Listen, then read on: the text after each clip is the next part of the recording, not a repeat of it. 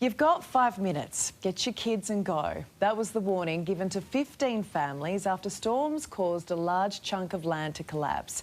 One home was destroyed and it's still too dangerous for anyone to return.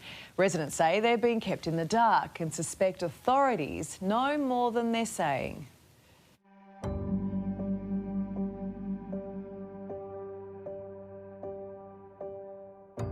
It feels surreal.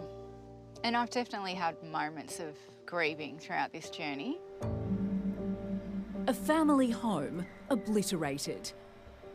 This is the first time Carolyn Garrett has returned to witness the devastation. It's a shock. It's shocking to see it in the state that it is. Rubble, ruined furniture and shattered dreams, all that remains. It's as if you've walked through a tornado gully, something that we see on the news in America. But it wasn't a tornado, and it's not the United States. The house collapsing weeks after a major landslip in Newcastle, north of Sydney. And it's not the only home affected. More than 40 people evacuated without warning. Scars in the landscape show the devastation. The ordeal leaving mental scars as well. Yeah, it's this huge grief actually around losing our sanctuary, our beautiful space in a beautiful suburb. We're exhausted and we're getting the feeling that it's only just begun. Now the displaced homeowners are asking questions about what government agencies, including Hunter Water and Newcastle Council, knew in the months and years before the landslip. So what we're calling for is for an independent state inquiry, a ministerial inquiry that will provide us, that will compel the council to share information, that will give us a clear pathway for residents, and that will force the disclosure that we've been asking for. We think we need an independent referee. In a quiet pocket of Newcastle, the suburb of New Lambton. It's just such a wonderful place. It's green, leafy, you're close to nature, and you are walking distance to the village, the schools. Family homes filled with precious memories, including Laura Jekyll's century-old residence. Beautiful Federation-ish property, lots of unique kind of ornamental ceilings, lovely floorboards. In May this year, during a massive rain event, residents were forced to flee their homes due to a major landslip. The earth shifting, opening gaping cracks in roads and homes, a danger zone officially declared by police. And they said, you've got 5 minutes, get your kids, get some stuff, go. Parents James and Elise Smythe running for their lives. We did a quick sweep of the house and it began collapsing, and we could hear the cracking and the knocking and popping, and we each grabbed a kid, the dog, and ran. All up, 15 homes were evacuated across 4 adjoining streets. They all remain displaced, the area off limits.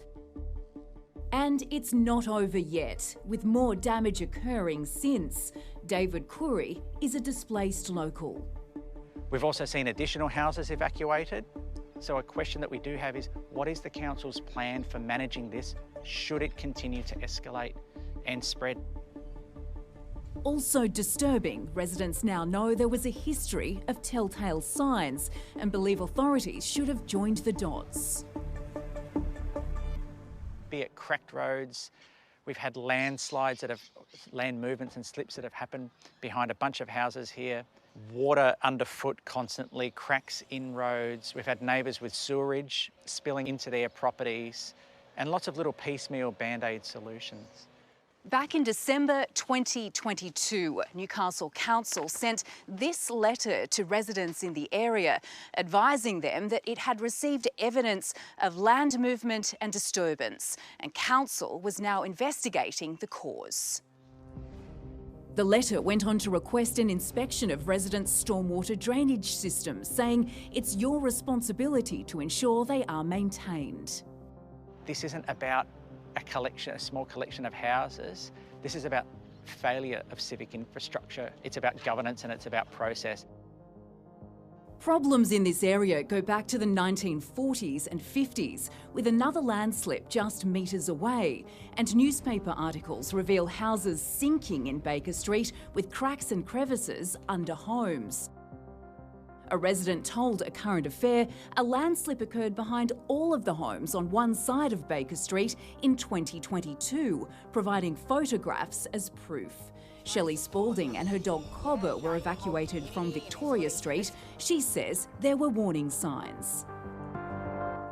In Baker Street, there's always been like Hunter Water doing something. No one's ever told us what, but it's been consistent. And also, you know, various pipes breaking. That is probably an indication that this movement has been going on for a quite prolonged period of time. George Karetsis is an associate professor in geotechnical engineering at the University of Newcastle.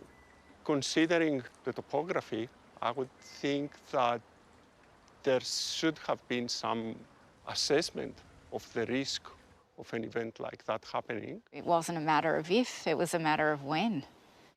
Caroline says when she and her husband purchased last year, they understood there were some issues with a broken sewer main, but they were led to believe it was rectified. Now knowing that there was a longer history than what I was first told when I bought the property, that it went on for years with cracked sewer pipes, I have questions around why were the sewer pipes cracking. In paperwork from the previous owner, Caroline was told Hunter Water tried to buy the property from him. He refused and instead sold it on. Should a young family have been allowed to move in? No, absolutely not. A 5-month geotechnical investigation of the entire landslip zone is finally underway with experts on site, but the future is uncertain. We're effectively locked into paying a mortgage for a home that we cannot occupy. And council tells us it received a small number of complaints 3 years ago, but all were on private property. Well, Hunter Water acknowledges ongoing land movement and says it's monitoring things. Not much reassurance in that, is there?